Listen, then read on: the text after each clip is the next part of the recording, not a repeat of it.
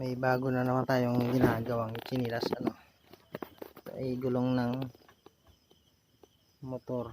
Maliit nga lang kaya masakit, medyo masakit siya, kaya walang hugas yung paa natin, ano, umuulan eh. Mamaya pa maghuhugas. Ayan,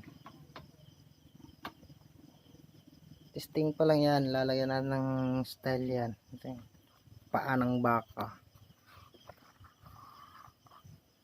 Ayan, ayan, ano, oh, ayan. Gulong ng motor yung ang luma. Ayan, ayan, ayos aga.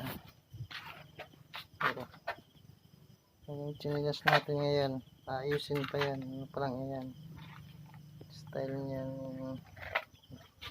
samantala.